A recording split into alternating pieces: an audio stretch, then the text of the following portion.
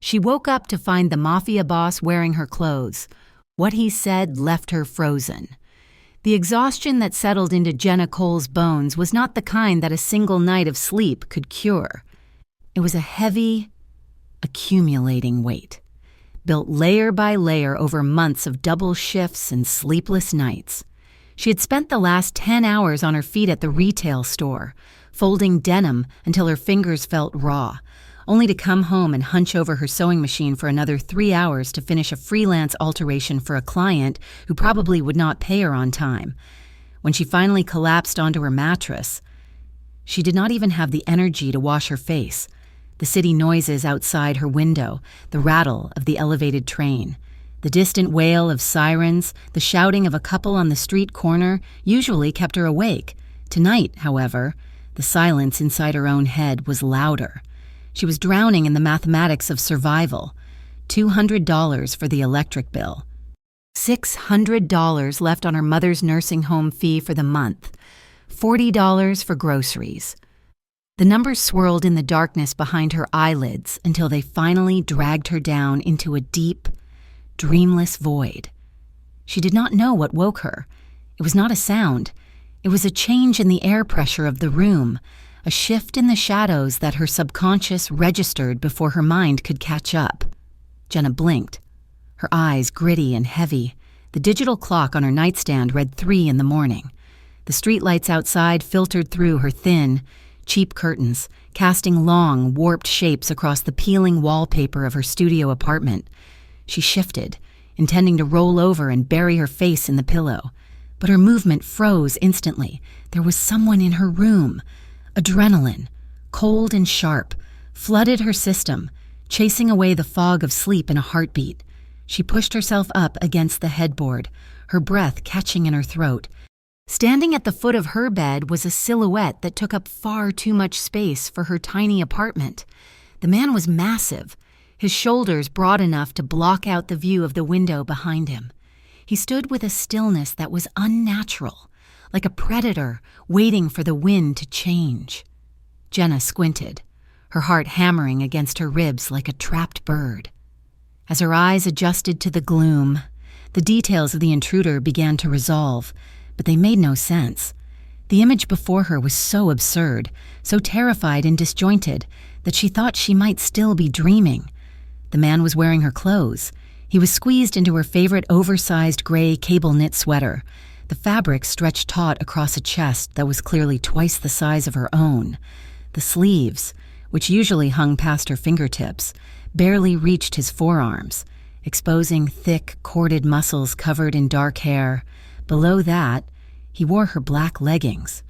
On her, they were loungewear. On him, they looked like a second skin, straining against powerful thighs and calves to cap off the surreal nightmare. He had one of her pink velvet scrunchies around his wrist. Jenna's gaze traveled up to his face, and the absurdity vanished, replaced by a jolt of pure, unadulterated terror. She knew that face. Everyone in the city knew that face. It belonged to the man who reportedly ran the docks, the unions, and the underground gambling rings. It was a face she had seen on the news, usually accompanied by the words alleged and indictment, Nico Varelli. His dark hair was damp, plastered to his forehead as if he had been running or sweating profusely. There was a smear of something dark and crusty at his hairline, dried blood. His jaw was set in a hard, grim line, and his eyes, dark as the night outside, were locked onto her with terrifying intensity. But what made her blood turn to ice was the object resting casually on her cluttered dresser, right next to her jewelry box, a gun. It was black, matte, and terrifyingly real. Jenna opened her mouth to scream. The instinct was primal, a surge of air rushing from her lungs to sound the alarm, to beg for help, to do something other than die in a pair of mismatched pajamas. Nico moved before the sound could leave her throat. He crossed the small room in 2 quick, silent strides that defied his size. Before Jenna could scramble back, his hand clamped over her mouth. It was a large, rough hand, smelling of leather and metallic residue, but the pressure was surprisingly controlled. He did not slam her head back. He simply sealed her lips with a firmness that allowed no argument. "Do not scream," he commanded. His voice was a low rumble, vibrating through the quiet room. It was not a shout, but the authority in it was absolute.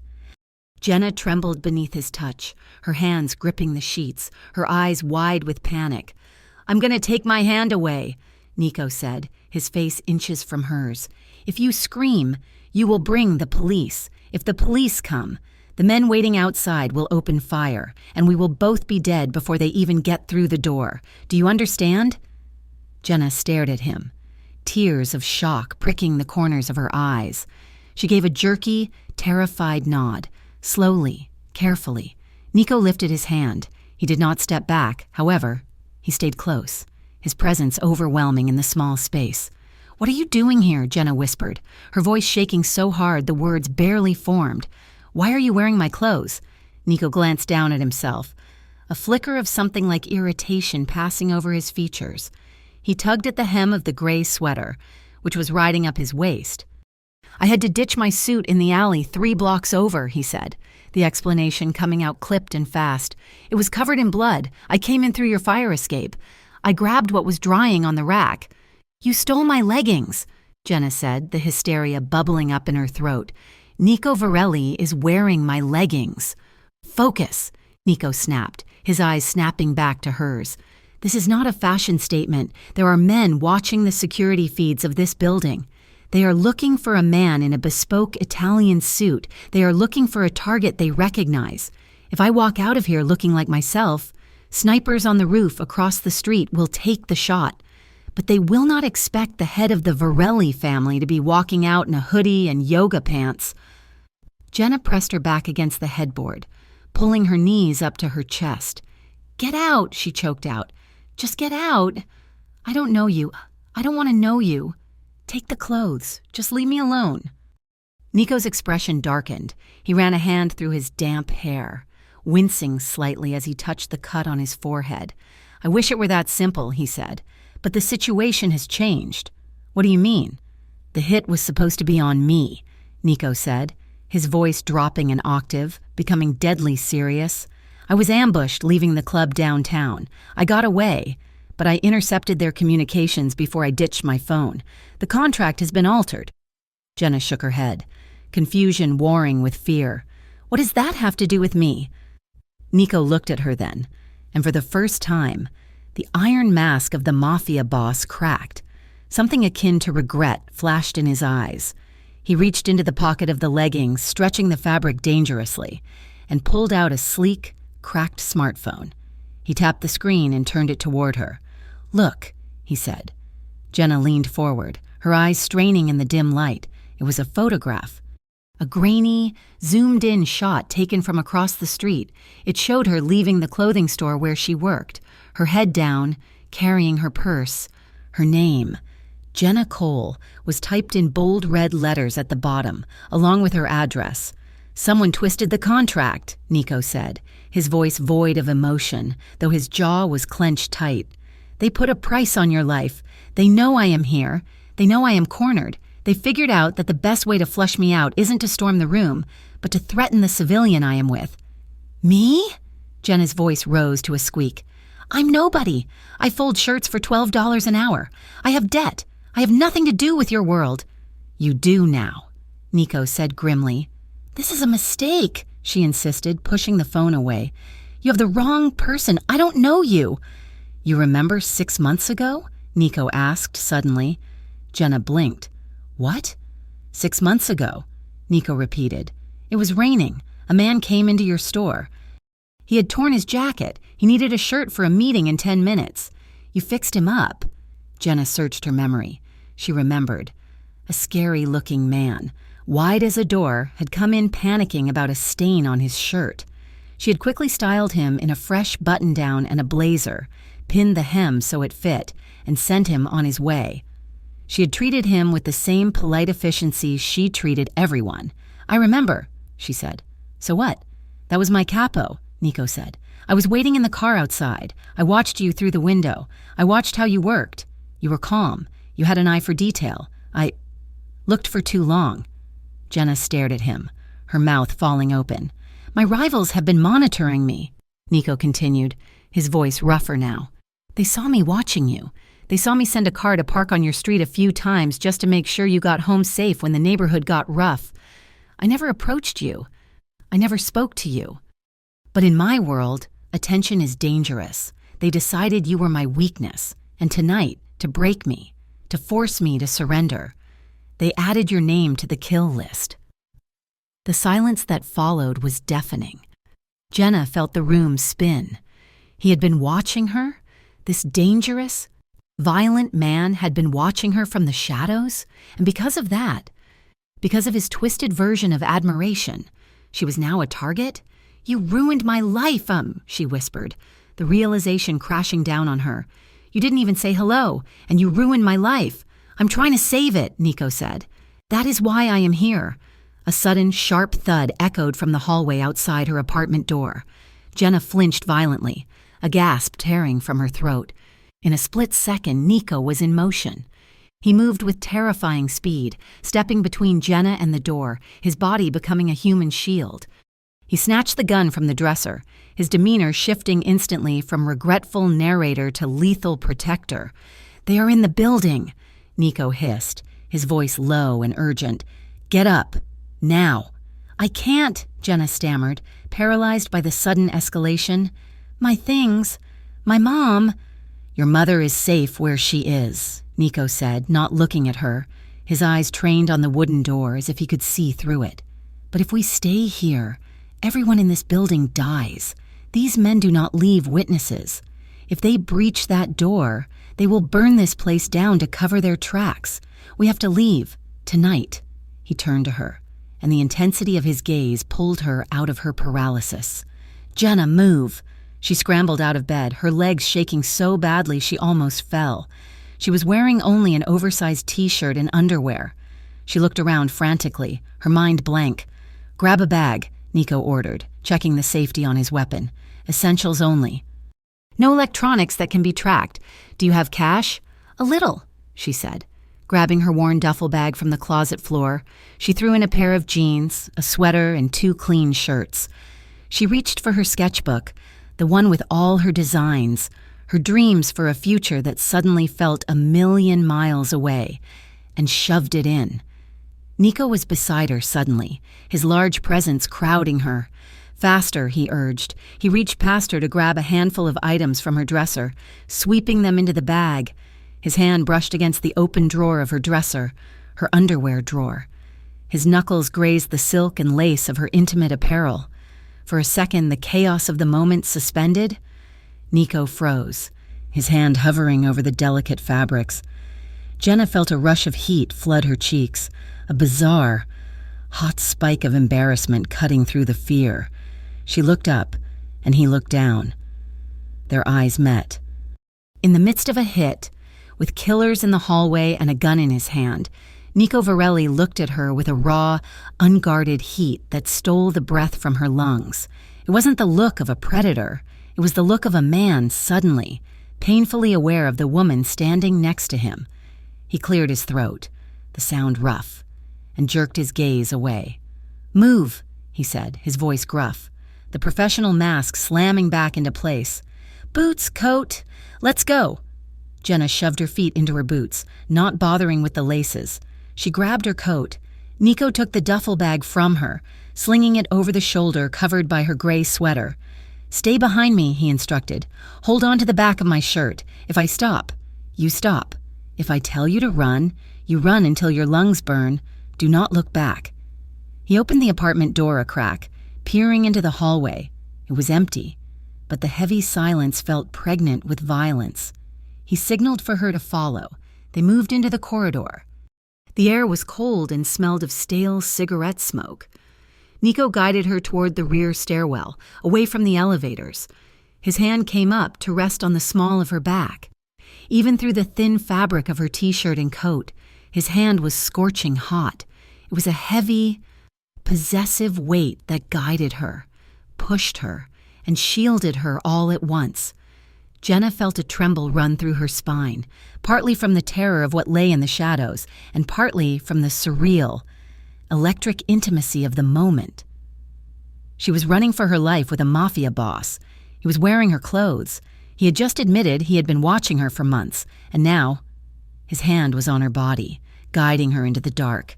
As they descended the concrete stairs, their footsteps silent, Jenna looked at the broad expanse of his back in front of her. The gray sweater strained as he moved, the gun held ready at his side. The legend of Nico Varelli was a terrifying story told in whispers across the city, a story of blood and power, but the man in front of her, warm, solid, and smelling of danger, was terrifyingly real. And for the first time in her life, Jenna Cole realized that the monsters under the bed were not only real, but they might be the only thing standing between her and the abyss. "Step lightly," Nico murmured, his voice barely a breath against the damp air of the stairwell. "We are almost at the exit." Jenna tightened her grip on the back of her own sweater that he was wearing and stepped into the night. The drive out of the city was a blur of passing streetlights and silence. Nico drove a nondescript sedan that had been waiting 3 blocks from Jenna's apartment, his movements behind the wheel precise and aggressive. Jenna sat in the passenger seat, her knees pulled up to her chest, staring out the window as the familiar skyline of her life faded into the darkness. She was still wearing her coat over her pajamas, clutching the strap of her duffel bag as if it were a lifeline. They drove for nearly an hour, moving away from the dense grid of the city and into the industrial outskirts where the buildings turned into hulking shadows of concrete and steel. Nico finally slowed the car, turning down an unpaved road that led toward the river. He pulled up to a massive, renovated warehouse that looked like a fortress. The windows were high and barred, and the steel door looked thick enough to stop a tank. "We are here," Nico said, killing the engine. Jenna shivered, not from cold, but from the desolate look of the place. It looked like exactly the kind of place a mafia boss would take someone to make them disappear. But when Nico keyed in a code and ushered her inside, Jenna stopped dead in her tracks. The interior was nothing like the cold, industrial shell outside. It was a sprawling, open-concept loft with polished concrete floors warmed by Persian rugs. The high ceilings were crisscrossed with wooden beams, and the walls were lined, floor to ceiling, with books. There were plants everywhere, massive ferns and trailing vines that breathed life into the space. A grand piano sat in one corner, and the furniture was worn leather, inviting and comfortable. It smelled of old paper, mahogany, and rain. "This is yours?" Jenna asked, her voice echoing slightly in the vast space. "It is the one place no one looks for me," Nico said, locking the heavy steel door behind them with a resounding clank. "The deed is under a shell company owned by a ghost. You are safe here." He walked further into the room, and Jenna watched him. He had shed her gray sweater and leggings in the car, changing into a spare set of clothes he kept in the trunk, black jeans and a dark thermal shirt that fit him properly. The return to his own clothes seemed to restore some of his armor, but the memory of him in her fuzz-covered knitwear was burned into her brain, making him seem confusingly human. A man emerged from a hallway in the back of the loft. He was younger than Nico, with sharp features and alert eyes, carrying a tablet. This was Marco. "Boss," Marco said, nodding to Nico before turning his gaze to Jenna.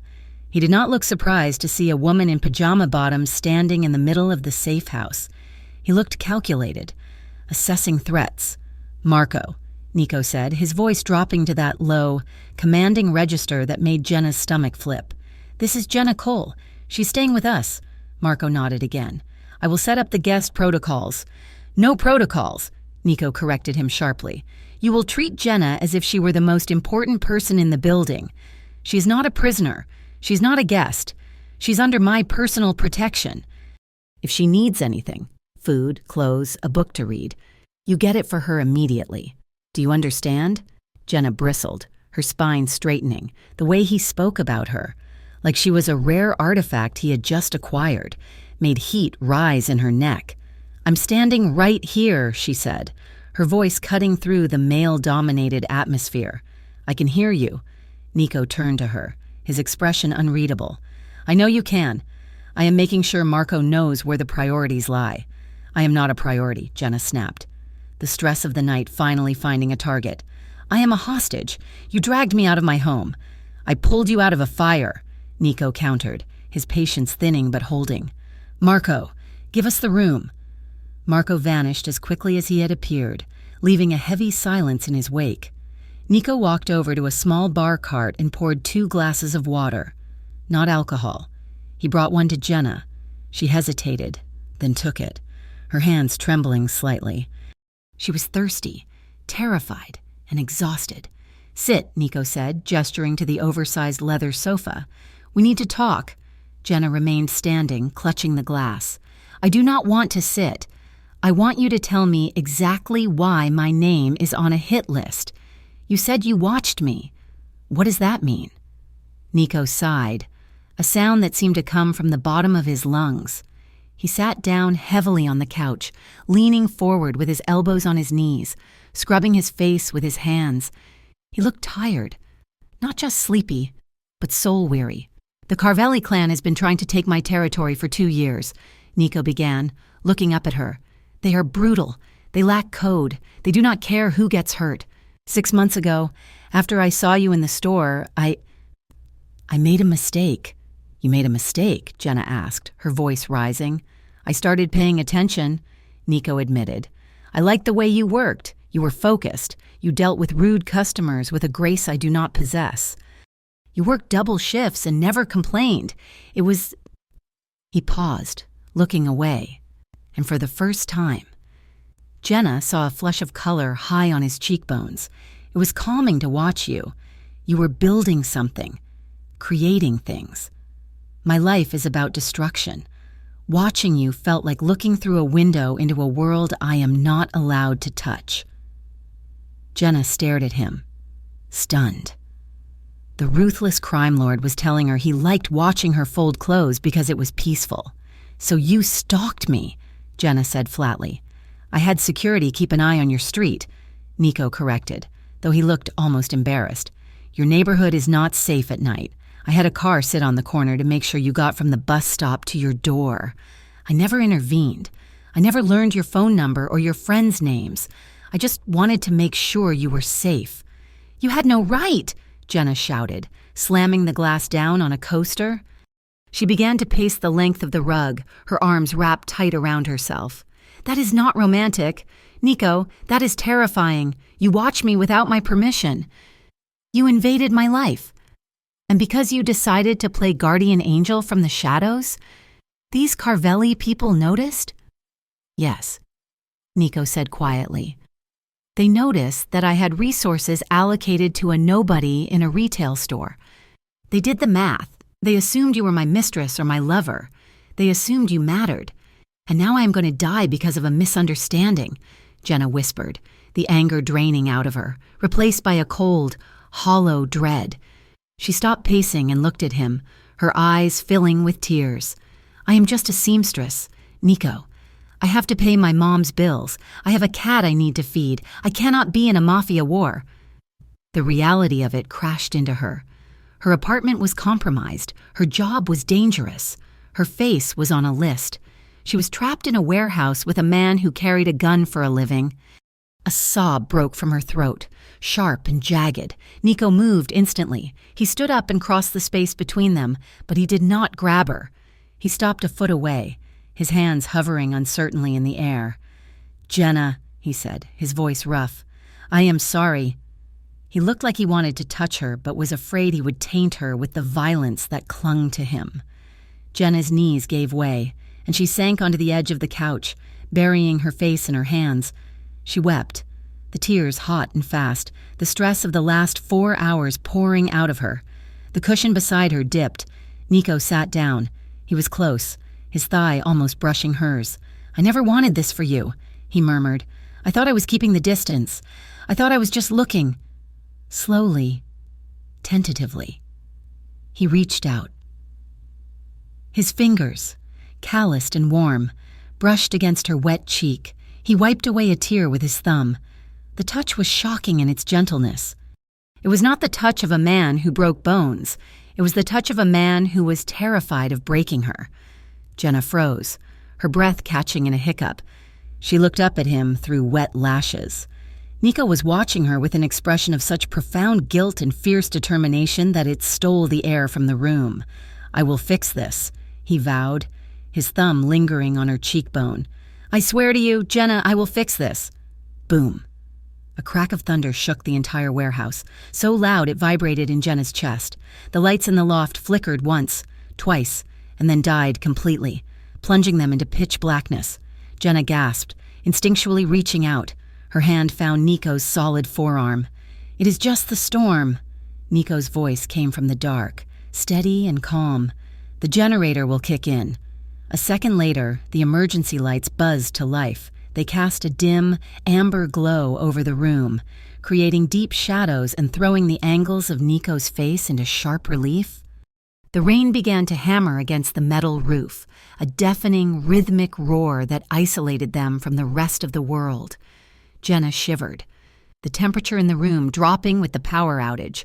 Without a word, Nico shifted.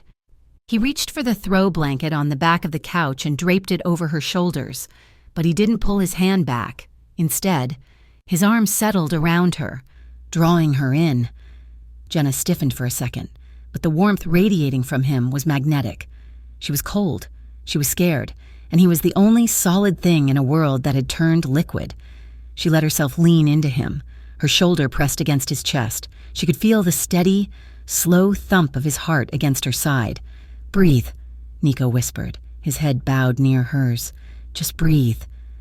They sat like that for a long time, the storm raging outside, the amber light bathing them in a false sunset. The silence between them changed texture. It stopped being awkward and started to feel heavy, charged with something dangerous. Jenna turned her head slightly to look at him. At this distance, she could see the flecks of gold in his dark eyes. She could see the rough texture of his stubble and the small scar on his chin. Nico turned to look at her at the same moment. Their faces were inches apart. The air in the room seemed to vanish. Jenna felt a rush of heat travel up her throat. It was a treacherous, confusing sensation. This man had kidnapped her, saved her. Yes, but also kidnapped her. He was a criminal. He was dangerous. And yet, looking at his mouth, all she could think about was what it would feel like to bridge the small gap between them. Nico's gaze dropped. He looked at her lips, his eyes darkening, his pupils dilating in the low light. His hand, which had been resting on her shoulder, tightened slightly, his thumb grazing the side of her neck. "Jenna," he breathed, her name sounding like a prayer or a curse on his tongue. He leaned in, a fraction of an inch. Jenna's heart hammered a frantic rhythm against her ribs. Every nerve ending in her body was singing, tingling with a mixture of anticipation and fear. She wanted him to kiss her. The realization was horrifying. She wanted him to kiss her, and that made no sense. She felt his breath on her cheek, warm and smelling of mint and rain. "This is insane," she whispered, her voice trembling. "You turned my life upside down in one night. You cannot do this." Nico stopped. He froze, his lips a breath away from hers, his jaw tightened, a muscle feathering in his cheek. The desire in his eyes was still there, burning hot, but he squeezed his eyes shut for a second and exhaled slowly. He pulled back, not far, just enough to put a respectable distance between them, but he did not take his arm away. His thumb continued to stroke her shoulder through the blanket, a small, rhythmic motion that felt like an apology. "You are right," Nico said, his voice gravelly. "I'm sorry. I forget myself." He cleared his throat and sat up straighter, putting physical and emotional distance between them. He looked at the far wall, his profile sharp and unyielding. "We need a plan," he said, shifting into business mode, though his voice was still tight. "We cannot stay in this warehouse forever. If we hide, they will think I am weak. If they think I am weak, they will attack my businesses, my men. They will burn the city down to find us." Jenna wiped her face, pulling the blanket tighter. "So what do we do?" "We hide in plain sight," Nico said. He turned back to her, his expression serious. "There are 3 major charity galas and social events in the next 2 weeks. The Carvellis will be there. They cannot shoot me in a ballroom full of senators and judges. I need to be there to show strength. Okay, Jenna said slowly. But what about me? You are coming with me, Nico said. As my girlfriend. Jenna's eyes widened. What? It is the only cover that explains why you are suddenly by my side, Nico explained, his hands gesturing as he laid out the logic. If I hide you, they will keep hunting you to use as leverage. If I bring you out, if I put my arm around you and claim you publicly, it sends a message. It says I have her, and if you touch her, I will kill you. It turns you from a weakness into a declaration of war. You want me to pretend to date you? Jenna asked incredulously. In front of the people who want to kill us? I need more than a prop. Jenna, Nico said, leaning in again, urgent now. You have an eye. You saw a loose thread on a jacket from across a store. You notice details. At these events, people wear masks. They smile while they hold knives. I need someone who can watch the room while I watch the exits. I need you to spot the things that do not fit. A waiter with the wrong shoes. A guest wearing a suit that does not tailor right because he is hiding a wire or a weapon. You can do that. Jenna stared at him. He was offering her a job. A dangerous, terrifying job, but a job nonetheless. He wasn't telling her to hide in a basement. He was asking her to stand next to him. I don't know, she stammered. I cannot force you, Nico said.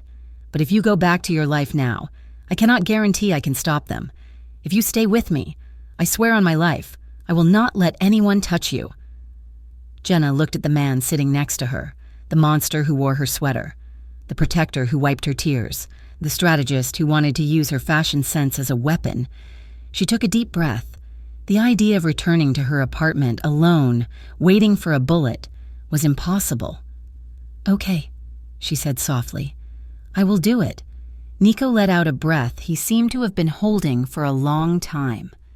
Good. But I have conditions, Jenna added, her voice gaining strength. Nico cocked his head. Name them. First, I am not a possession, she said firmly. I am not a parcel. You move around. I need my own space. I need to be able to make calls. Monitored, fine. But I need to talk to my mom. And second, you never make a decision about my life behind my back again. If we are in danger, you tell me. If there is a plan, I know it. No more watching from the shadows. We are partners.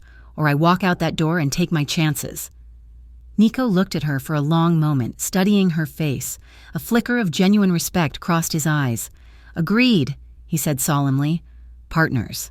He stood up. The moment of intimacy broken, but the connection between them forged into something stronger. There is a guest room down the hall. It has a lock on the inside. Get some sleep. We have a lot of work to do tomorrow. Jenna nodded and stood up, clutching the blanket. She walked toward the hallway, but paused at the entrance. She looked back. Nico was standing in the dim amber light of the emergency backup, watching her. He looked lonely. Good night, Nico, she said. Good night, Jenna, he replied. Jenna went into the guest room and locked the door. The room was nice. Clean sheets, a soft duvet, another bookshelf. She crawled into bed, exhausted, but sleep was elusive. She closed her eyes, but all she could feel was the phantom warmth of his arm around her shoulders. She could still smell the rain and leather. She could still feel the ghost of his thumb stroking her skin. The fear of the hit list was there. Yes, but it was now tangled with a confusing, thrumming awareness of the man in the other room, on the other side of the wall. Nico Varelli lay awake on his own bed. He stared at the ceiling, one arm thrown over his eyes. He could still feel the weight of her head on his chest. He could feel the softness of her hair against his chin. He had told her it was a strategy.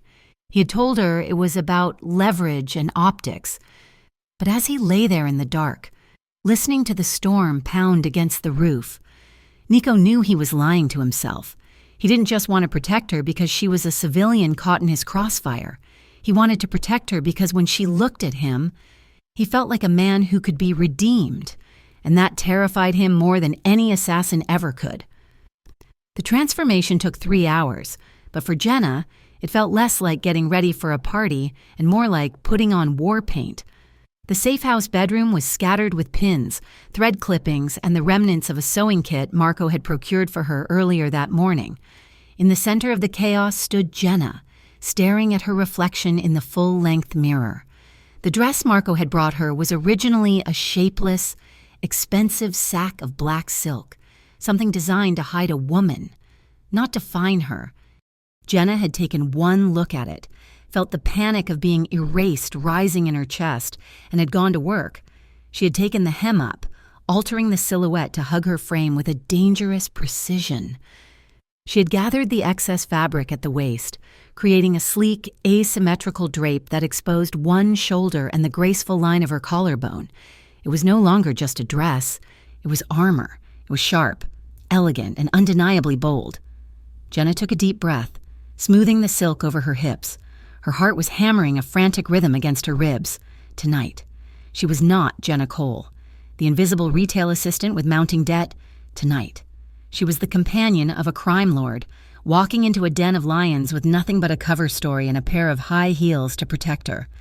She opened the door and stepped out into the main loft. Nico was waiting by the steel-reinforced door. He was pacing, checking his watch, his back to her. He had traded the casual clothes and the absurdity of her borrowed sweater for a bespoke charcoal suit that fit him like a second skin. He looked lethal. The cut of the jacket emphasized the width of his shoulders, and the crisp white shirt contrasted sharply against his tan skin. He turned as he heard her footsteps, a command to hurry already forming on his lips. The words died in his throat. Nico stopped mid-motion. His arms fell to his sides, and he went completely still. His gaze started at her heels, traveled up the long line of her legs, over the curve of her hip where the silk gathered, and finally rested on her face. For a man who made his living by never showing weakness or surprise, the look on his face was startlingly open. It was a mixture of shock and a raw, hungry admiration that made the air in the room suddenly feel thin.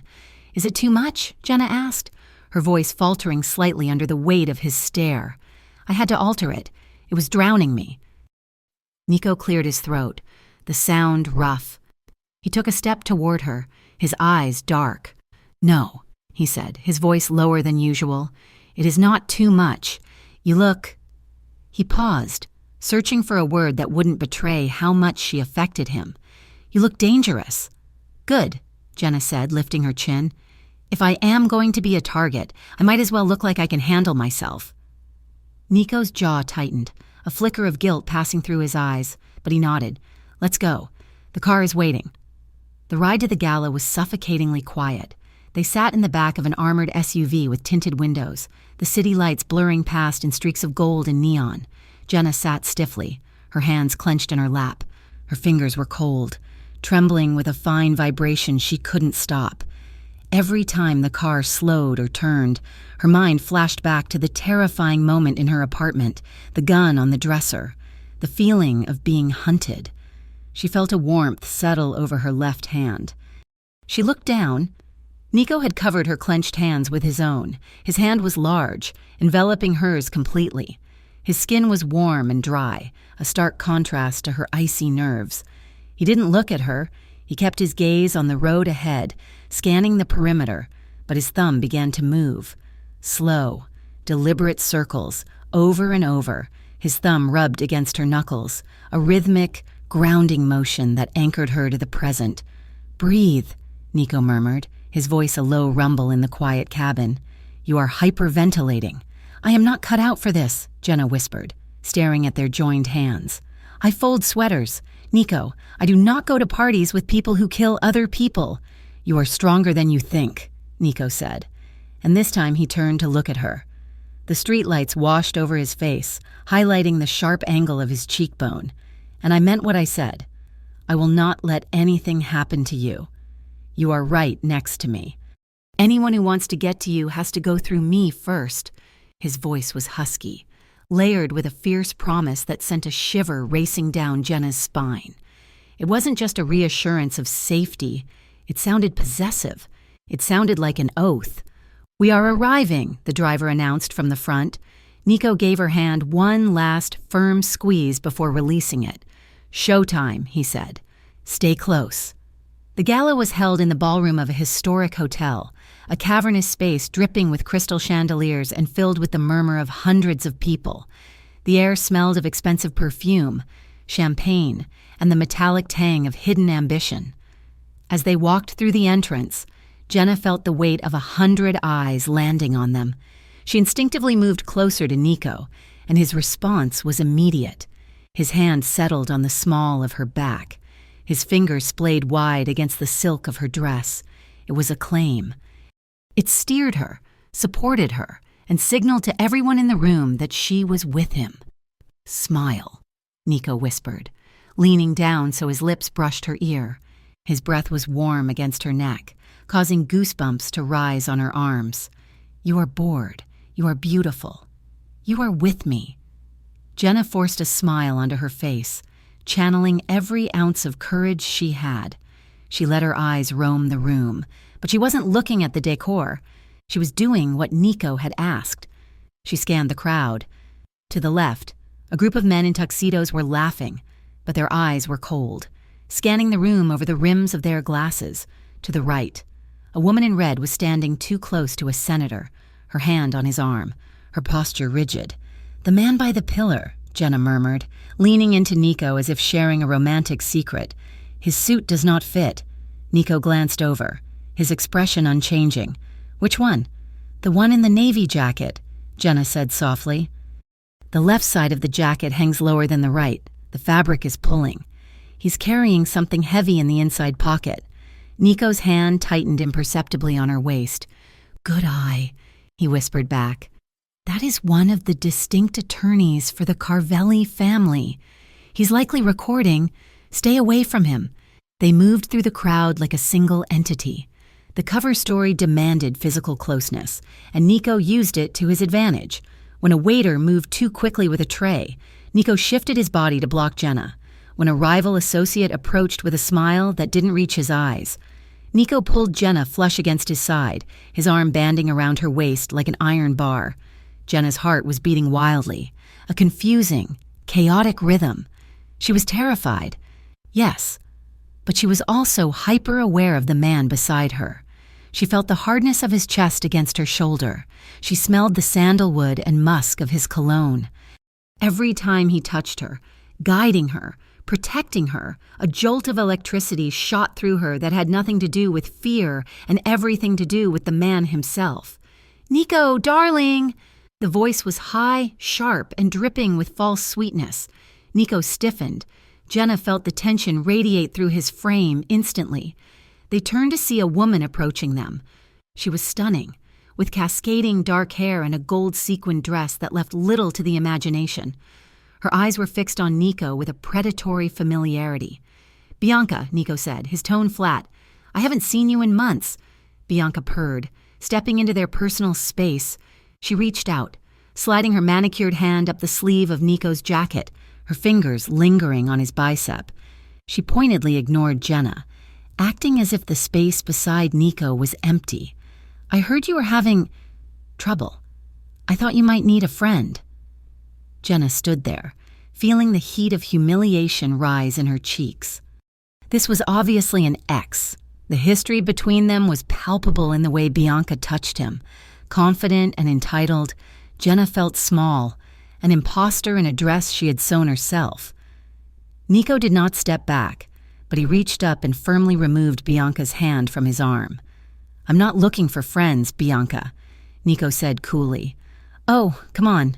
Bianca laughed, finally flicking a dismissive glance toward Jenna. "Don't tell me you're actually busy. And who is this? Another stylist you picked up to fix your tie?" The insult landed with precision. Jenna opened her mouth to defend herself, to say something sharp, but Nico beat her to it. "This is Jenna," Nico said, his voice dropping to a dangerous, gravelly register. He shifted his stance, turning slightly to block Bianca's view of Jenna, moving his hand from Jenna's back to rest possessively on her hip. "She's not just my stylist. She's my girlfriend." Bianca's smile faltered. "Girlfriend? You don't do girlfriends." "Nico." "Things change," Nico said, his eyes hard. "We are enjoying the evening. Excuse us." He didn't wait for a response. He guided Jenna away, his grip on her hip firm, steering her toward a quieter corridor away from the main ballroom. As soon as they were out of earshot of the crowd, the dynamic shifted. The protective warmth turned into a sharp, vibrating tension. Jenna pulled away from him, stepping out of his hold. Her heart was racing, fueled by the adrenaline of the confrontation and a sudden, sharp spike of jealousy she had no right to feel. "You're very good at that," Jenna said, her voice tight. "Good at what?" Nico asked, watching her closely. "Lying," Jenna snapped. "She is not just a stylist, she's my girlfriend. You said it so easily." "It is the cover, Jenna," Nico said, loosening his tie slightly as if the air in the corridor was too thick. "We agreed on this." "It felt like you were enjoying it," Jenna accused, the stress of the night finally spilling over. "Parading me around, using me to make your ex jealous, using me to show your enemies you have a shiny new toy. Is that all I am to you? Nico? A prop, a human shield in a nice dress." Nico stopped. His expression darkened, a storm gathering in his eyes. He closed the distance between them in 2 long strides, backing her toward the wall. He didn't touch her, but his presence was overwhelming. "Do not say that," he growled. "Why not?" Jenna poked a finger into his solid chest, her anger overriding her fear. "It is the truth. You dragged me here. You dressed me up. You are moving me around like a chess piece because you need to look strong. You do not care about me. You care about winning. You think I do not care?" Nico's voice rose, cracking with frustration. "You think I am doing this for my reputation. I am doing this to keep you alive. I am tired of being kept alive," Jenna shouted back, her voice echoing in the empty hallway. "I want to live. And I cannot do that when you are controlling every single breath I take." "I'm trying to control the chaos," Nico snapped. He moved closer, his chest almost brushing hers, forcing her to look up at him. "Do you have any idea what it does to me? Seeing you in this room, seeing them look at you? Every time a man looks at you tonight, I want to break his hands. Every time you are out of my reach, I cannot breathe." Jenna stared at him, her breath hitching. That is just the job. Nico, that is the leverage." "It is not the leverage," Nico roared, the control finally snapping. "It is you. It has always been you. Since the moment I saw you in that store, I have been terrified, not of losing my territory, not of dying. I am terrified of you getting hurt because I was selfish enough to want you near me." The confession hung in the air between them, raw and vibrating. Jenna's lips parted, her anger vanishing into a sudden, dizzying rush of realization. He wasn't acting. The possession, the protection, the intensity. It wasn't a cover. "Nico," she whispered. He looked down at her, his chest heaving, his eyes wild with a mixture of fury and desperation. His gaze dropped to her mouth, and the air between them ignited. "I'm losing my mind," he muttered, and then he didn't hold back. Nico reached out, cupping her jaw with one large hand, his fingers tangling in the hair at the nape of her neck. He tilted her head back and crashed his lips onto hers.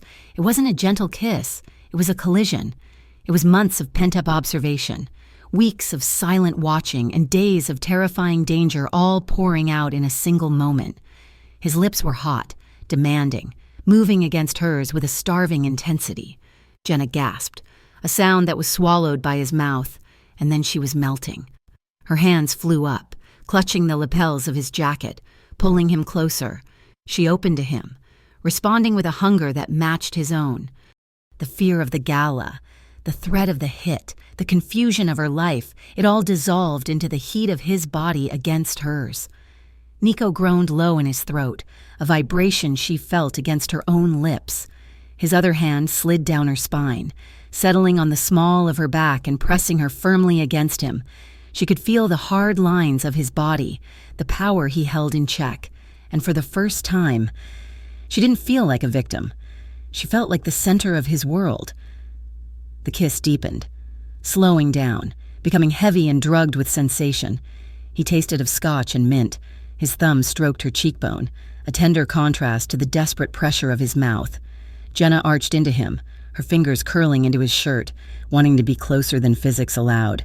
For a few seconds, there were no snipers, there were no contracts, there was only the rough slide of his hand on her silk dress and the overwhelming reality of him. They broke apart, gasping, their foreheads resting against each other. Jenna's eyes were closed, her chest rising and falling rapidly. Her lips felt swollen, tingling with the ghost of his touch. Nico's breathing was ragged. He kept his hand on her jaw, his thumb brushing over her lower lip, his eyes searching her face with a stunning vulnerability. "Jenna," he whispered. His voice wrecked. They stared at each other in the dim light of the corridor. The silence was deafening. The line had been crossed. The cover story had been incinerated. This was real.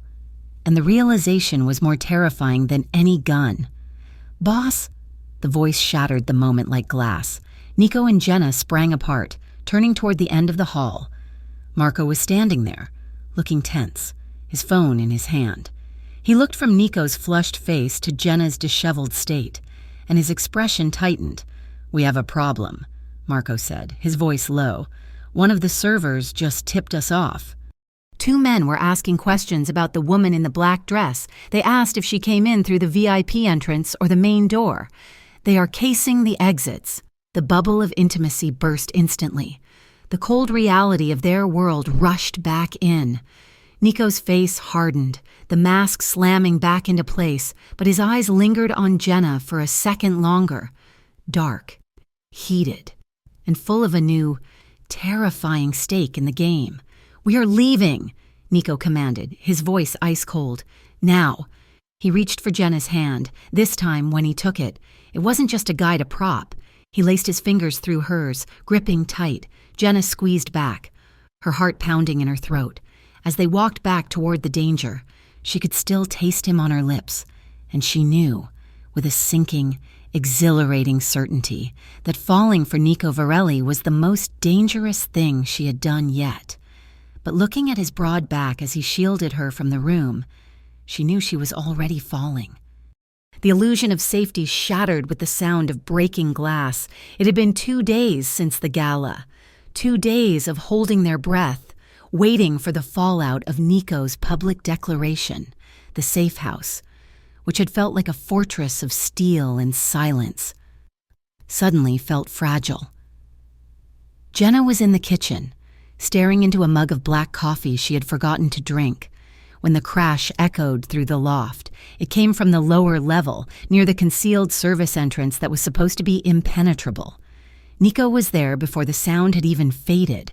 He moved with that terrifying, fluid speed that always reminded Jenna he was a weapon first and a man second. He vaulted over the back of the sofa, weapon drawn, signaling Marco to flank the left. Jenna stood frozen by the island counter, her heart hammering against her ribs. She set the mug down, her hands shaking so hard the ceramic clattered against the granite. "Clear," Marco shouted from the entryway. Jenna forced her legs to move, walking to the railing of the loft to look down. The heavy steel security door had not been breached, but the small, reinforced window set into the brickwork beside it had been smashed inward. Lying on the polished concrete floor, amidst a spray of glittering shards, was a brick. Wrapped around it was a piece of paper. Nico holstered his gun and crouched down. He didn't touch the brick with his bare hands. He used a handkerchief from his pocket to pry the paper loose, even from the top of the stairs. Jenna could see the tension radiating from his shoulders. The muscles of his back were coiled tight, visible through his white t-shirt. He stood up, reading the note. His expression did not change, but the temperature in the room seemed to drop 10 degrees. "What does it say?" Jenna asked, her voice echoing in the large space. Nico looked up at her.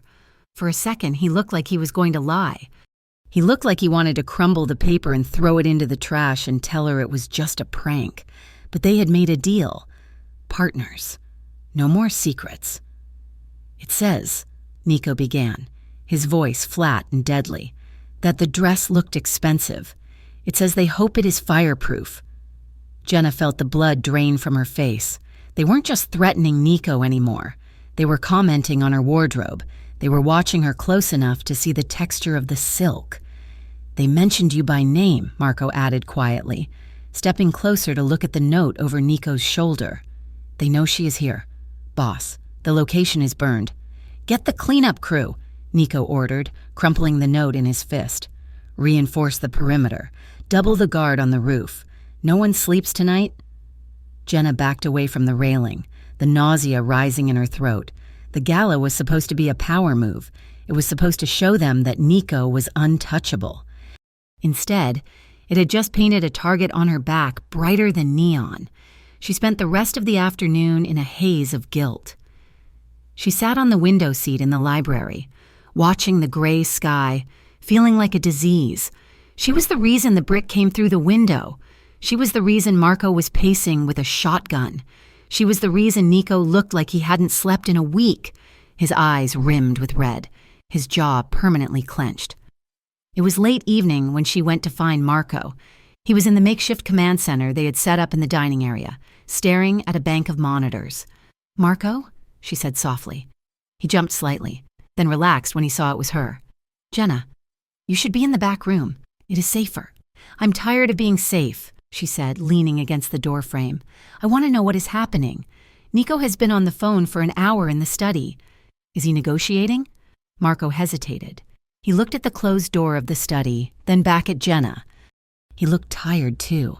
The loyalty he held for Nico was absolute, but the strain was showing. "The Carvelli family reached out," Marco admitted, his voice low. "They offered a truce." Jenna's heart skipped a beat. "A truce? That is good, isn't it? That means the fighting stops." Marco shook his head slowly. "It is not that simple. They offered to cease all hostilities, return the shipping routes they stole, and drop the contracts on the lieutenants." "What did they want in exchange?" Jenna asked, though a cold knot was already forming in her stomach. "You," Marco said. The world seemed to tilt on its axis. Jenna gripped the doorframe to keep herself upright. "Me?" "They demanded Nico hand over the girl," Marco said, his voice void of emotion but his eyes sympathetic. "They want to make an example of you, to show the city that Nico Varelli cannot protect what is his. If he gives you up, the war ends tonight. Everyone goes home safe, except you."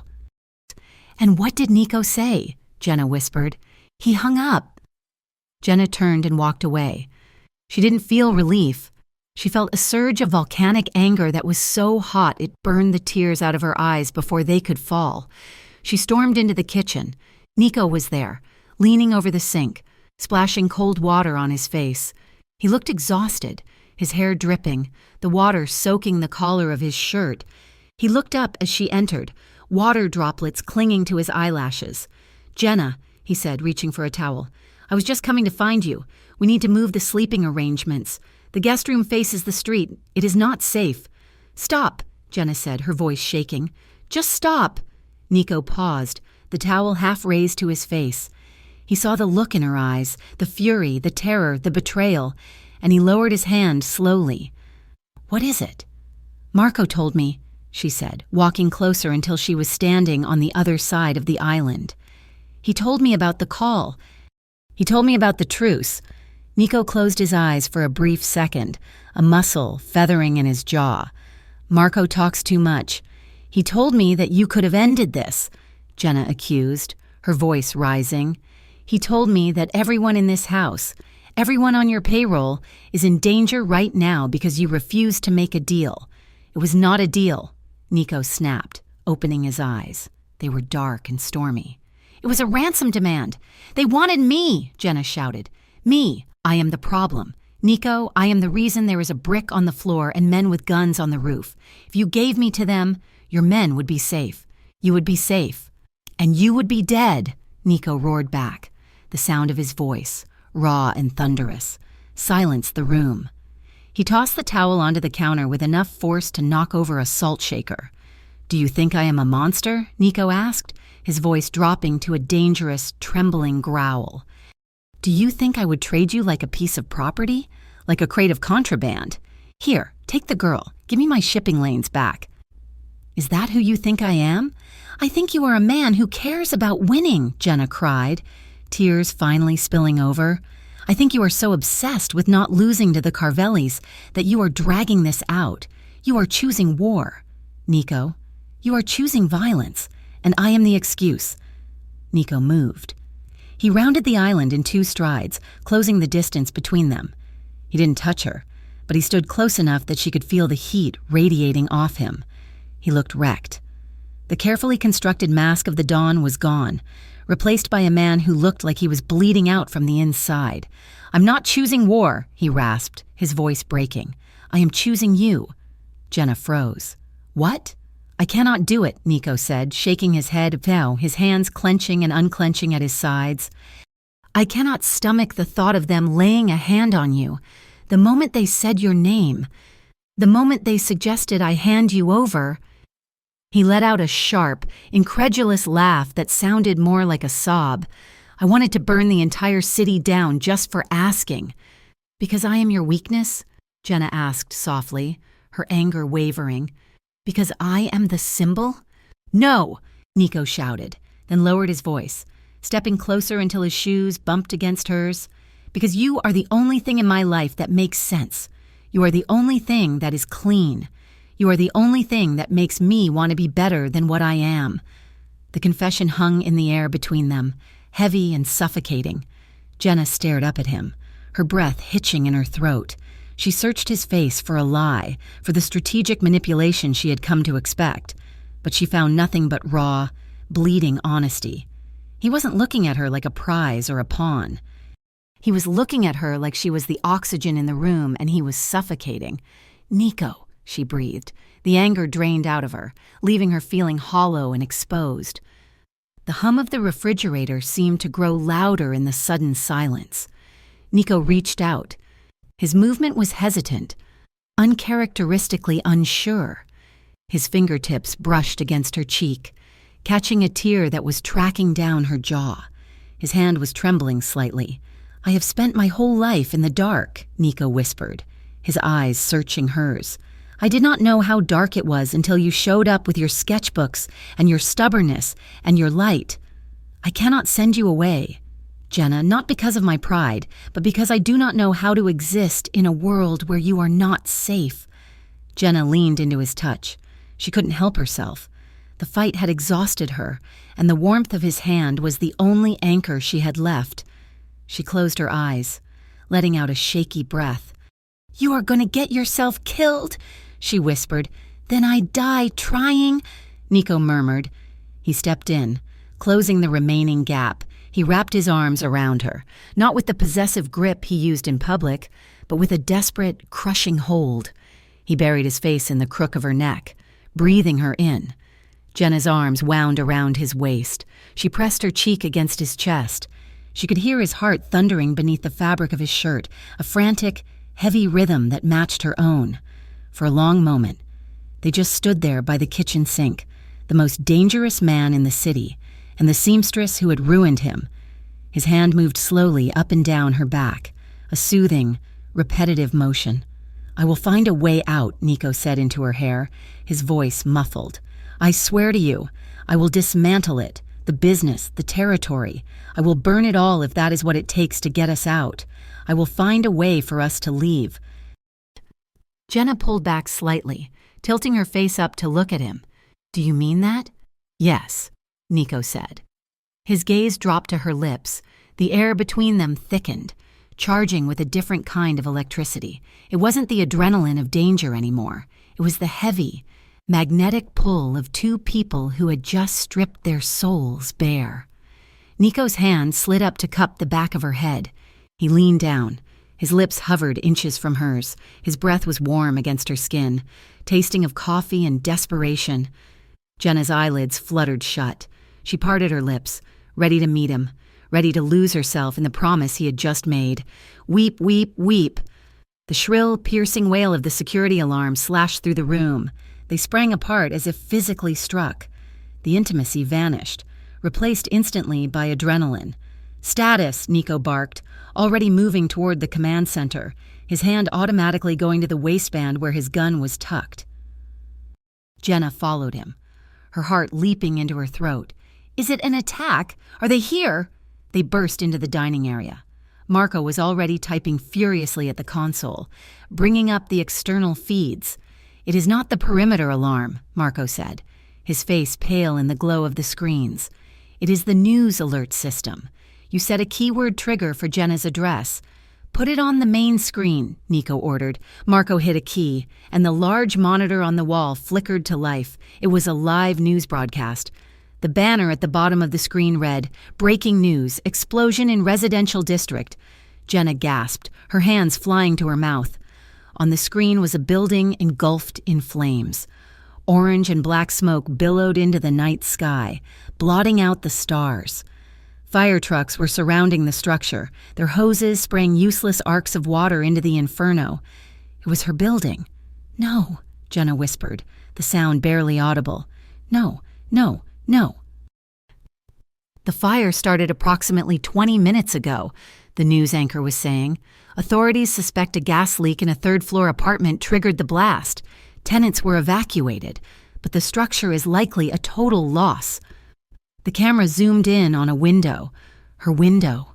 Flames were licking out of it, consuming the peeling paint, the flower box she had struggled to keep alive, the cheap curtains she had sewn herself. "It was not a gas leak," Nico said, his voice cold as the grave.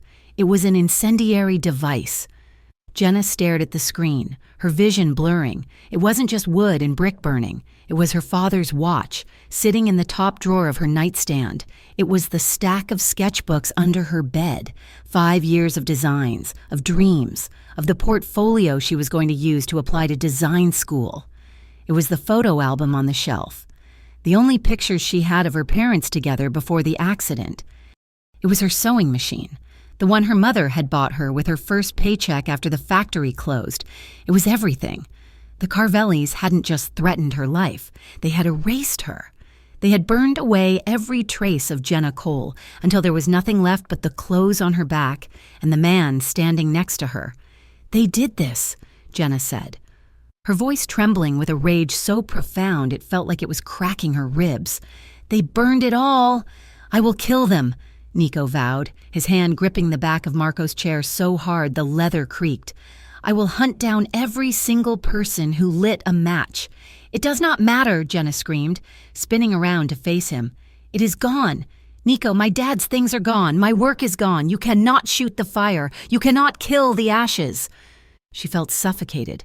The walls of the safe house, the steel doors, the monitors, it all felt like a cage. She was trapped in his world, and his world was eating hers alive.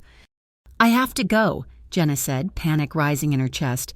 "You cannot go," Nico said, stepping toward her. "Jenna, look at the screen. They want you to run. They want you out in the open." "I do not care," she cried. She turned and ran toward the bedroom, not the guest room, but the room where she had left her duffel bag. She grabbed the bag, shoving her few remaining possessions into it blindly. Her hands were shaking uncontrollably. She needed air. She needed to get away from the monitors, away from the news, away from him. Nico was in the doorway before she could zip the bag. "Jenna, stop," he pleaded, blocking her exit. "You are not thinking clearly. If you walk out that door, you are dead." "I am already dead," Jenna shouted, pushing past him. He caught her wrist, his grip firm but careful. "Let me go," she struggled, trying to wrench her arm free. "I refuse to live like this. I refuse to be a prisoner in a warehouse while my life burns down on television." "I'm trying to keep you alive," Nico begged, his eyes fierce and desperate. "Please, just stay here. Just give me tonight." "No!" Jenna tore her wrist free with a strength born of pure adrenaline. She backed away toward the main door, clutching her bag to her chest. "I love you." The words ripped out of her throat before she could stop them. Nico froze. The desperation on his face shifted into shock. "I love you," Jenna repeated, crying openly now. "God help me. I love you, and that is why I have to leave. Jenna." Nico took a step forward, his hand outstretched. "No," she sobbed, backing up until her hand hit the cold steel of the door handle. "Loving you feels like sacrificing every part of myself. I have lost my home. I have lost my past. If I stay here, I will lose my mind." She yanked the door open. The alarm system chirped a warning, a sterile sound in the emotional chaos. "Jenna, please." Nico's voice broke. He looked shattered. The man who commanded armies looked like a lost boy. "Do not follow me," Jenna whispered. "If you care about me, do not follow me." She slipped out into the cold night air, the heavy door slamming shut between them. severing the connection before he could stop her. Nico stood alone in the hallway, the echo of her confession and the slam of the door ringing in his ears.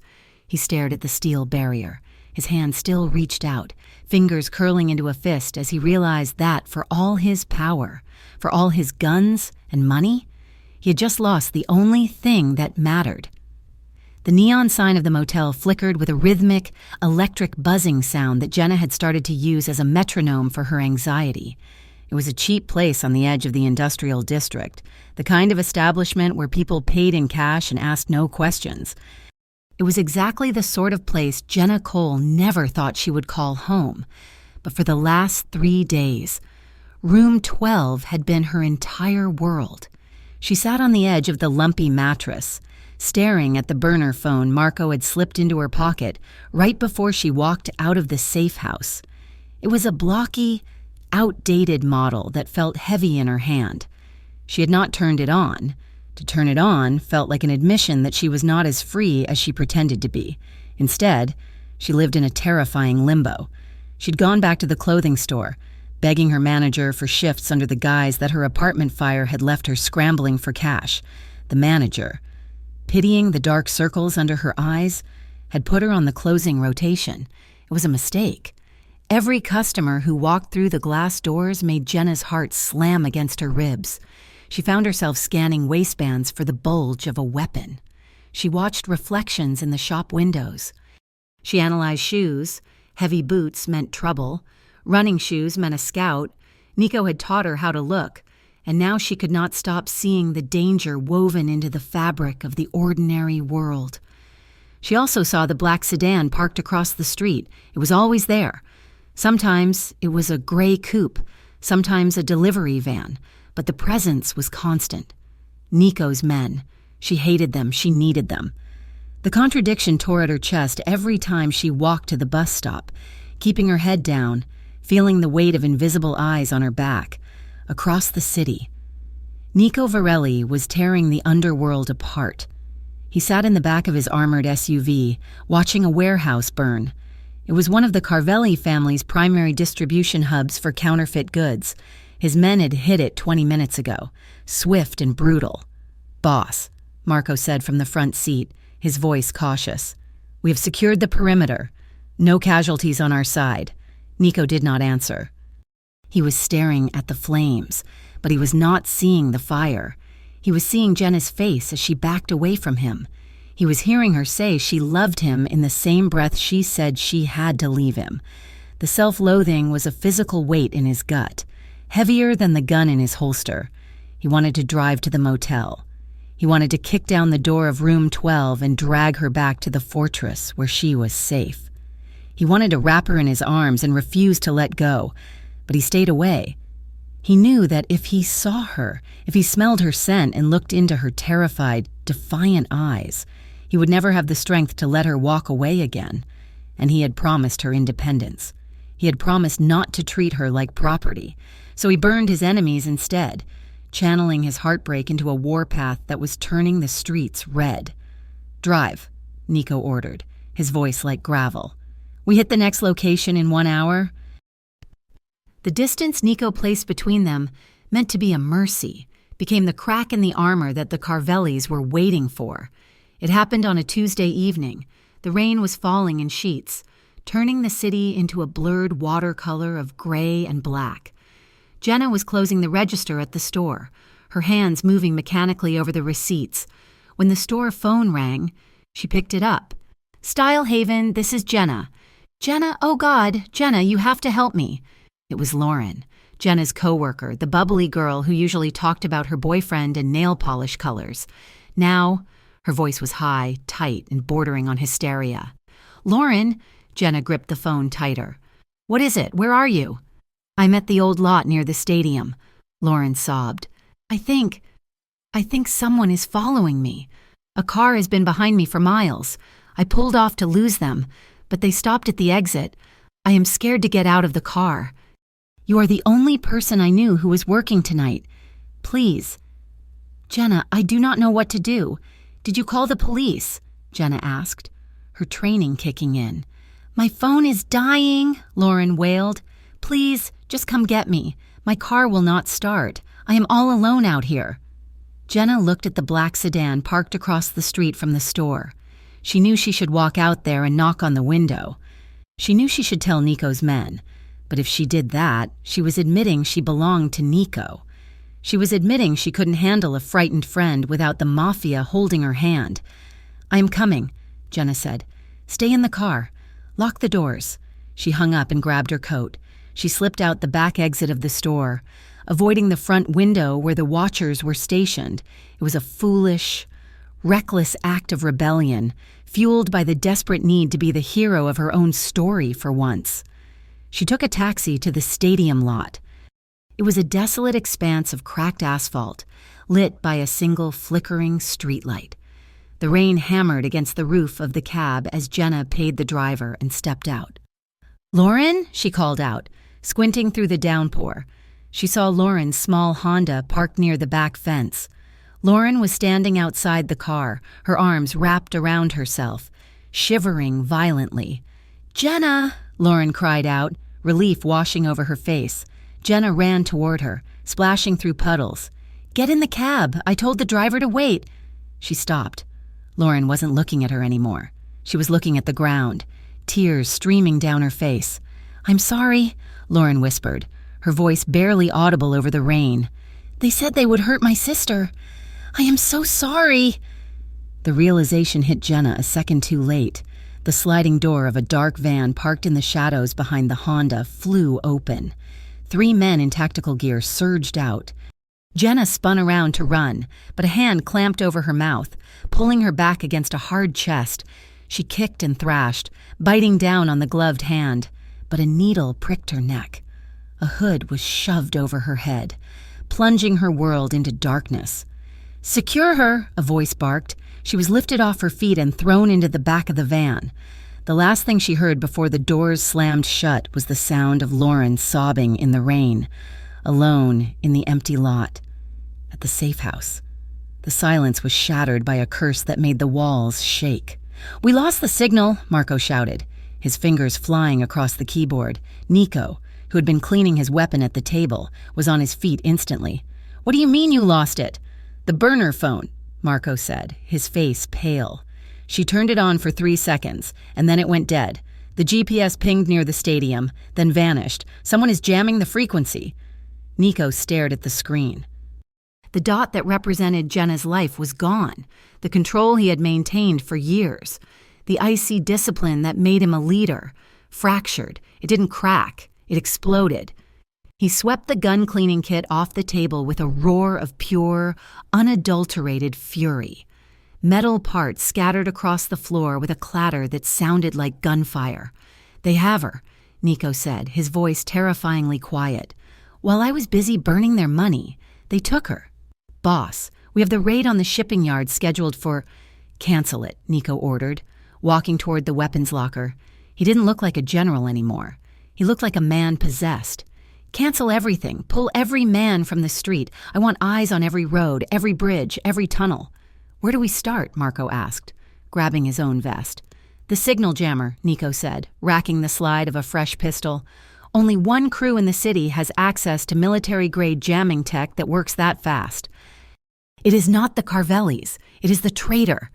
Nico's mind worked with laser precision, cutting through the red haze of his rage. The warehouse where he had been keeping his surplus supplies, the Riverside facility, was under the name of a shell company managed by Lorenzo. "The Riverside warehouse," Nico said. "They took her to my own property." The drive was a blur of speed and violation of traffic laws.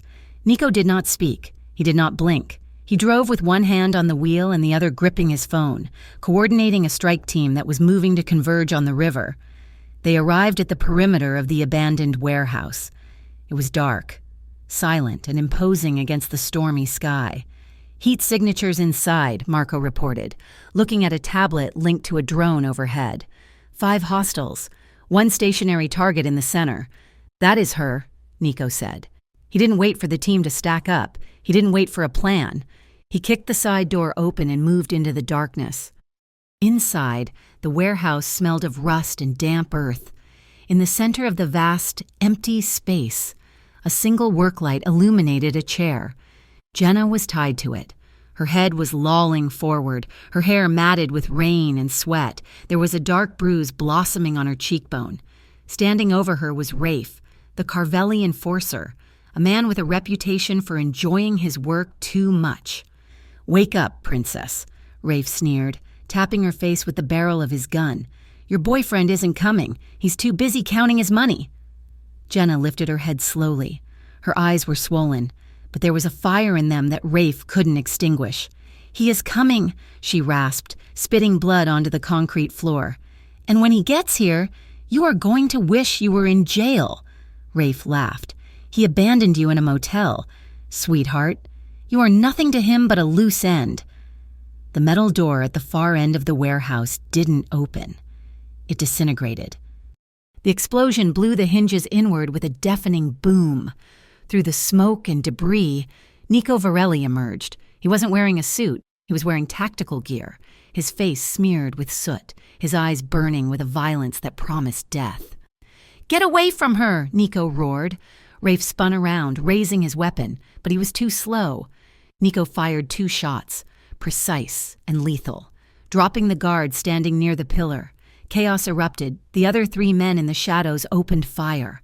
Bullets sparked against the concrete floor and pinged off the steel beams. Nico didn't take cover.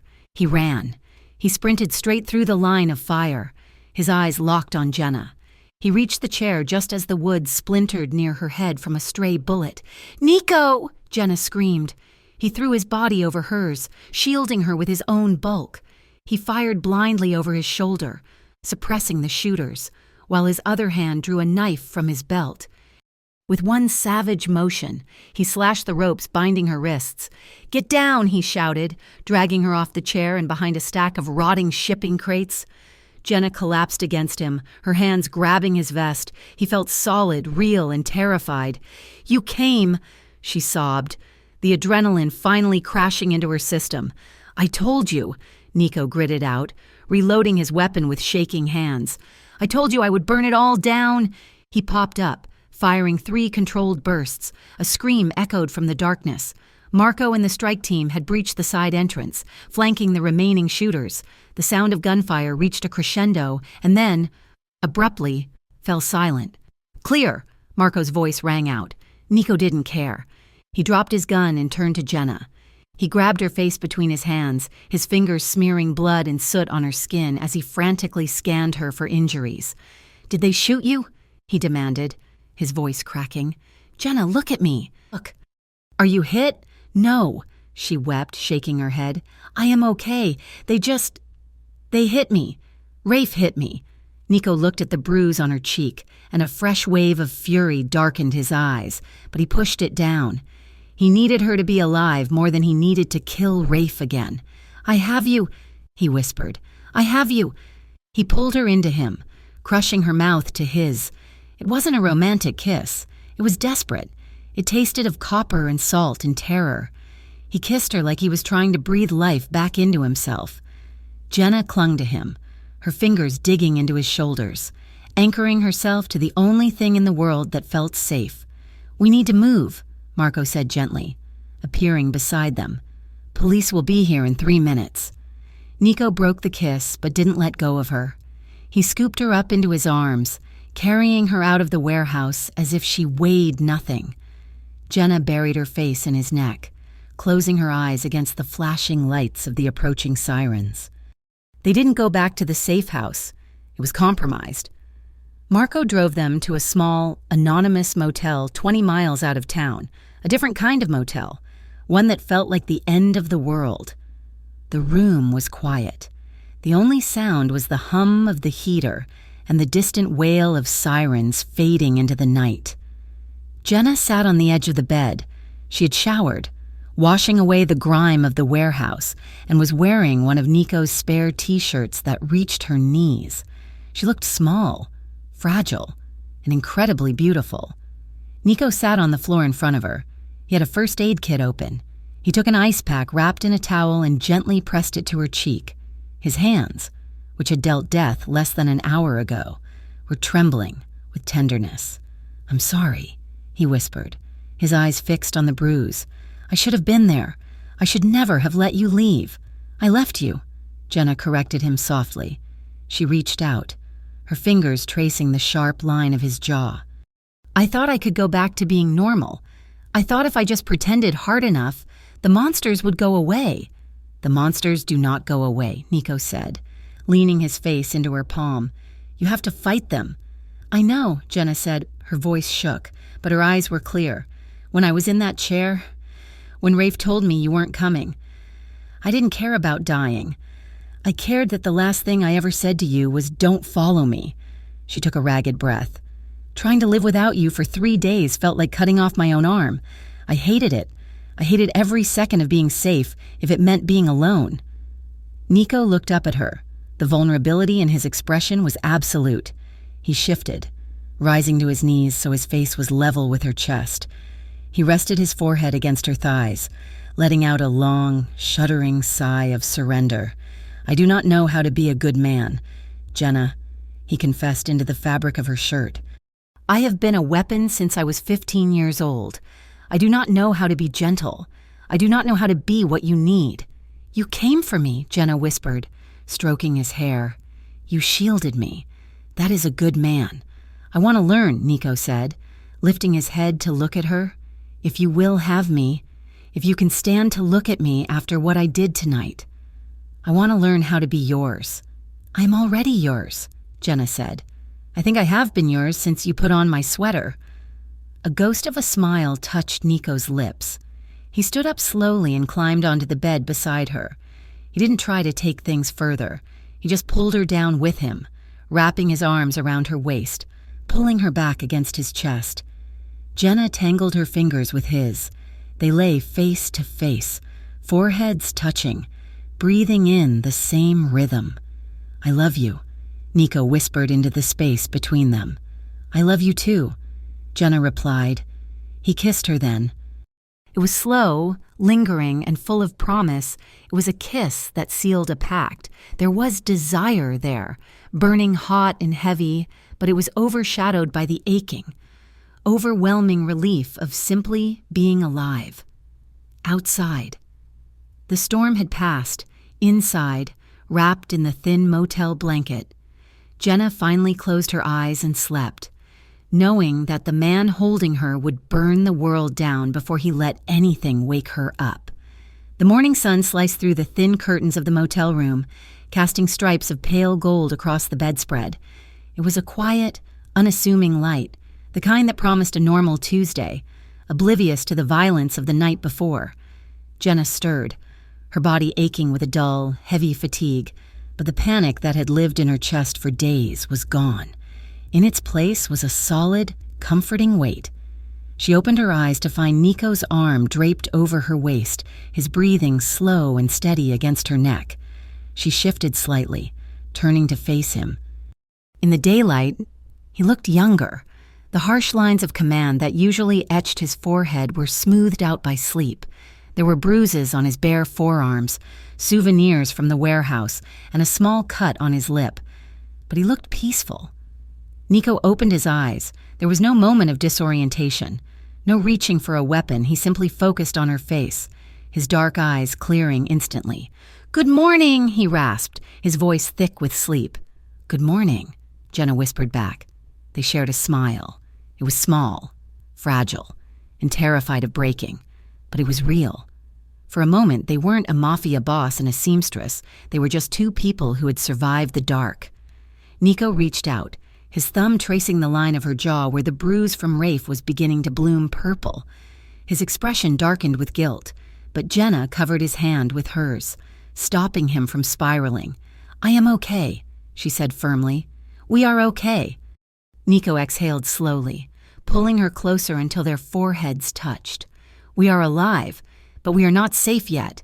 We need to talk." Jenna nodded against him. "About the contract? About the traitor?" Nico corrected. He sat up, resting his back against the headboard, pulling the sheet up to his waist. "I went through the data Marco pulled from the warehouse security system. The hit was never just about the Carvellis. They are brutal, but they are not clever enough to rewrite a Varelli contract from the inside. They had help." "Who?" Jenna asked, sitting up beside him, clutching the oversized t-shirt around her knees. Lorenzo, Nico said, the name tasting like ash in his mouth. Bianca's brother. He has been my second in command for 3 years. He's been feeding the Carvellis information on my movements, my safe houses, and my weaknesses. Jenna's eyes widened. That is why Bianca was so confident at the gala. She knew you were being undermined. Yes, Nico said grimly. And the warehouse where they took you.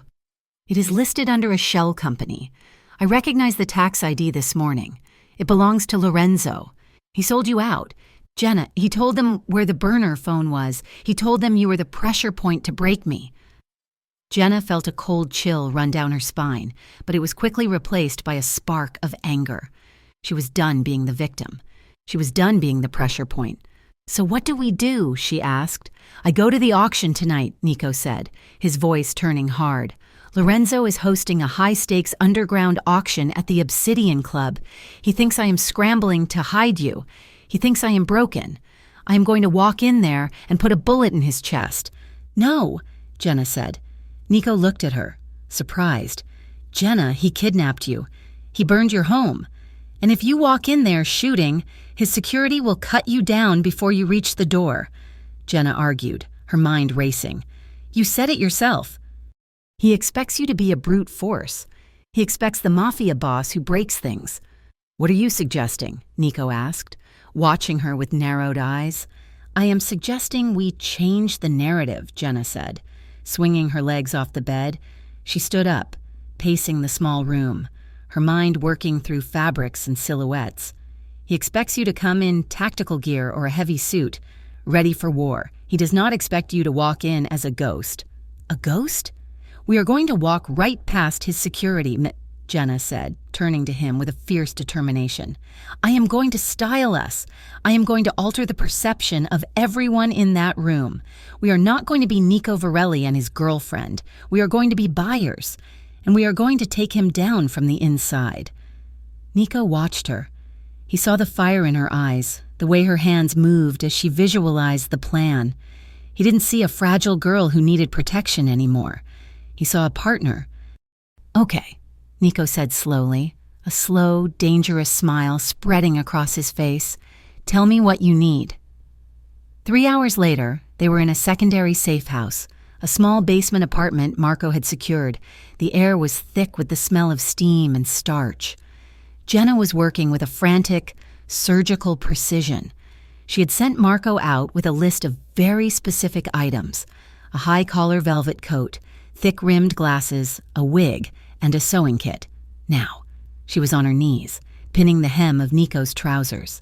Stand still, she murmured, a needle between her lips. Nico stood obediently in the center of the room. He was wearing a turtleneck and a structured velvet jacket that completely changed the line of his shoulders, making him look less like a brawler and more like an eccentric European art dealer. This feels tight, Nico grumbled, adjusting the collar. It is supposed to be, Jenna said, removing the needle. It changes your posture. You usually walk with your chest out, leading with aggression. This coat forces you to roll your shoulders forward slightly. It makes you look intellectual, not physical. No one will look at you and see the enforcer.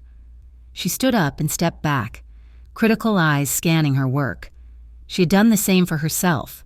A severe, high-necked dress and a sharp, angular bob wig that hid her soft features. She looked severe, professional, and entirely unrecognizable.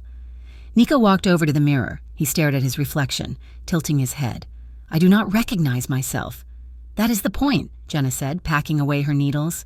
We walk in. We find Lorenzo. We get close before he even knows the Reaper is in the room. Nico turned to her. The admiration in his eyes was so potent it almost knocked the wind out of her. He crossed the room and stood behind her as she checked her own reflection in the dusty mirror. He slid his arms around her waist, pulling her back against him. He rested his chin on her shoulder, their eyes meeting in the glass. The disguise couldn't hide the intensity of the connection between them. You are incredible, Nico whispered, his voice rough with emotion. I'm just a seamstress, Jenna said, her breath hitching. You are so much more than that, Nico murmured. He pressed a kiss to the side of her neck. right below the wig line. "Whatever happens tonight, Jenna, I want you to know something." "What?" "I'm grateful," he said softly. "I'm grateful I walked into your store. I'm grateful I watched you from the street like a fool, and I'm grateful I ever put on your clothes." Jenna laughed, a wet, teary sound. "Even the leggings?" "Especially the leggings," Nico smiled against her skin. "Because it led me here. To you."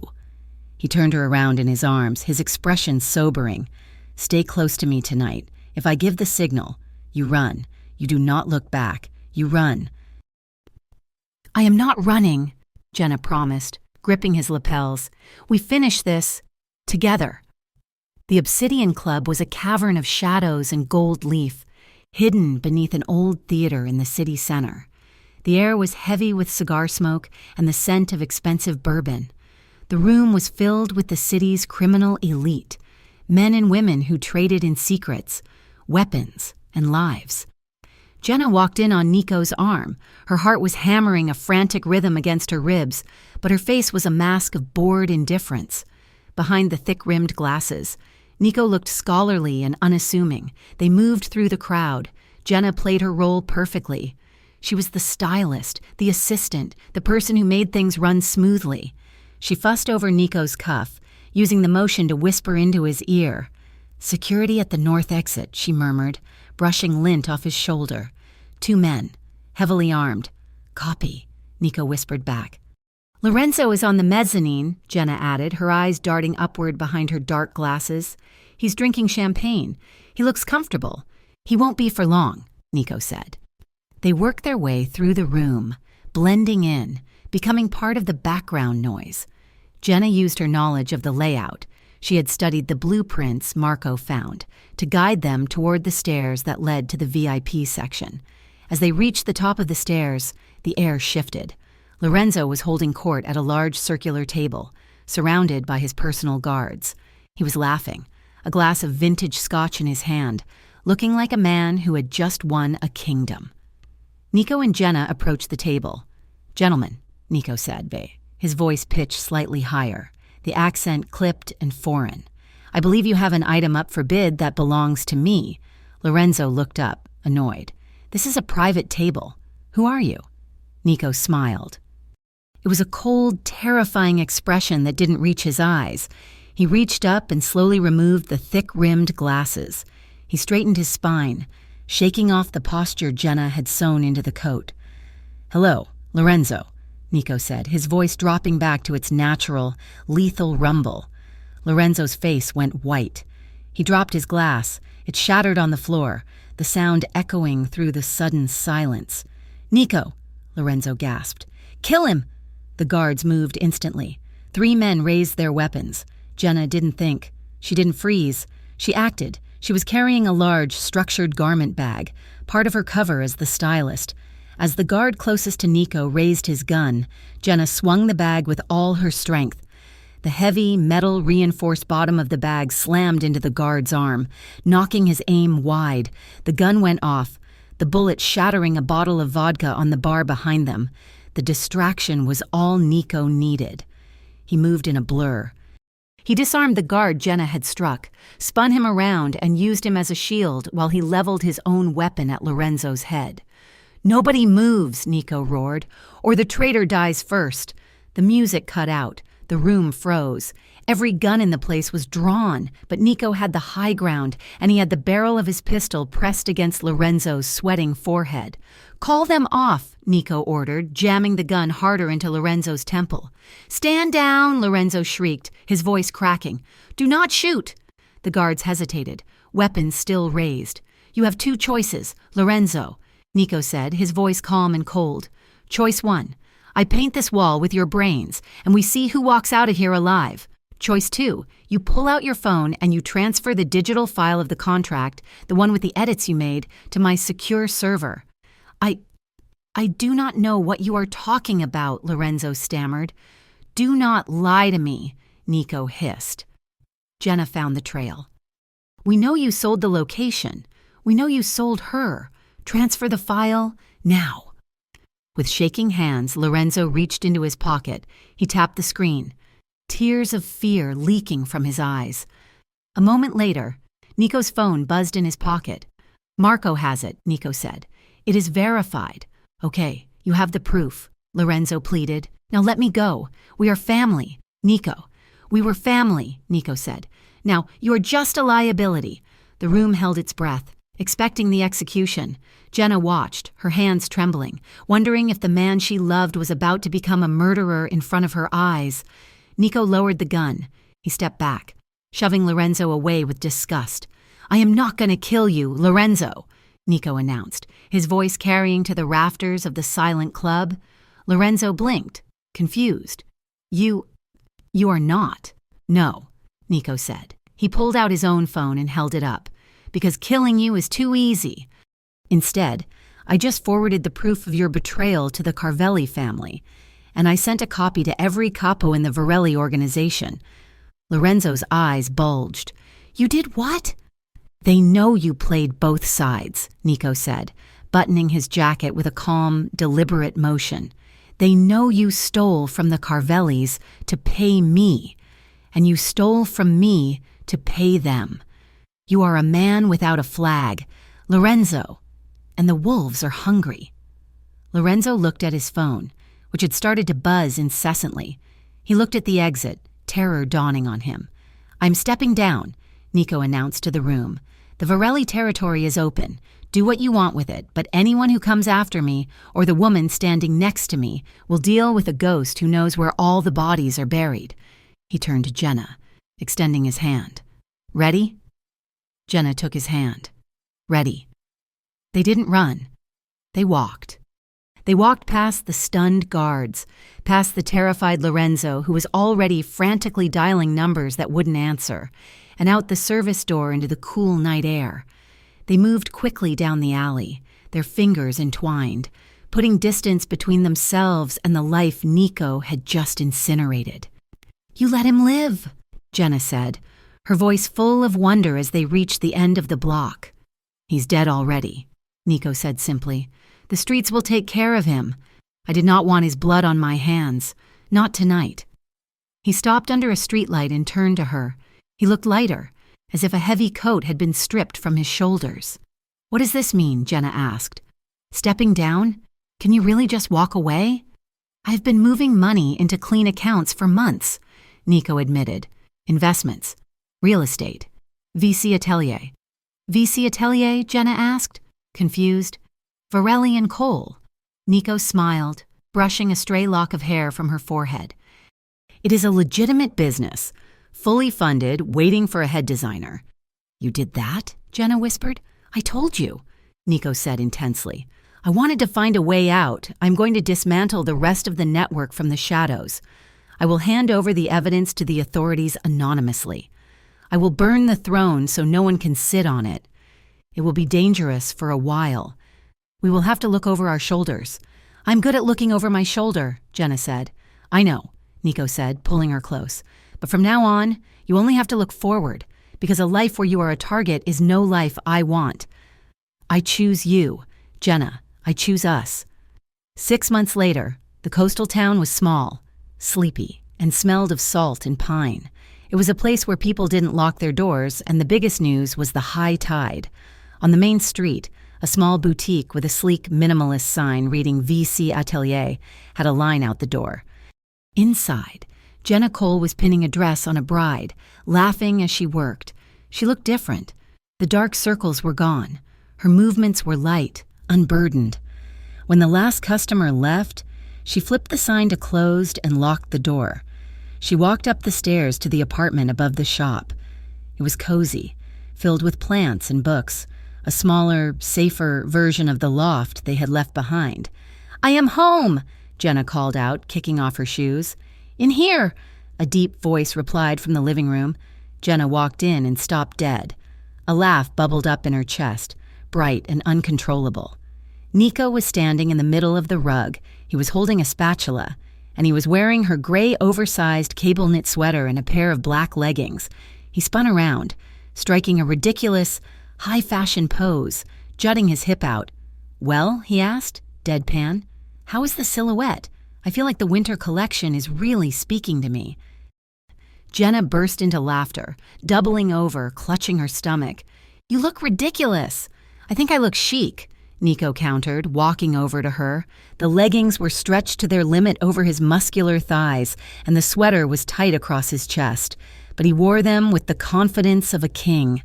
"My modeling fees are very high, you know." "You are an idiot," Jenna gasped, wiping tears of mirth from her eyes. "I am your idiot."